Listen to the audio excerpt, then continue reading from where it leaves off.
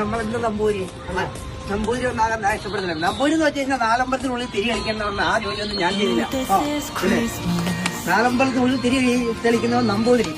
തിരുമേനി തന്ത്രിയാൽ ഇരുത്തപ്പെട്ട ബിംബത്തിന്റെ അല്ലെങ്കിൽ രൂപത്തിന്റെ നടക്കിൽ ഇരുന്ന് മേൽവിലാസം വായിക്കുന്നവൻ തിരുമേനി. യേശു എന്നുള്ള പേരിന്റെ അർത്ഥം അറിയോ? അറിയില്ല. യേശു എന്ന് വെച്ചാൽ പരിശുദ്ധാത്മാവിനും മറിയത്തിലുണ്ടായ ദേവൻ. ആ മൂന്നക്ഷര യേശു.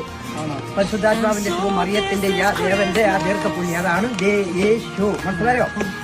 കുരിശിന്റെ അർത്ഥം അറിയോ? ഇല്ല. ഈശ്വരന്റെ കുഞ്ഞ് മരിച്ചടം, അതാണ് കുരിശ്. അത്ര അക്ഷരാണ്. ക്രിസ്തുവിന്റെ അർത്ഥം അറിയോ? ക്രിസ്തുവിന്റെ അർത്ഥം അറിയില്ല. ഔസേപ്പിന്റെ ഇടയിൽ ജെറുസലേമിലെ കാലിത്തൊഴുത്തിൽ ഉണ്ടായവൻ, 6 അക്ഷരം. ഓക്കെ. ബൈബിളിന്റെ അർത്ഥം അറിയോ? അതും അറിയില്ല.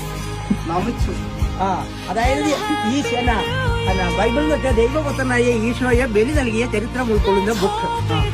പള്ളിയുടെ അർത്ഥം അറിയില്ലല്ലോ. പ്രാർത്ഥിക്കാനുള്ള ഇടം.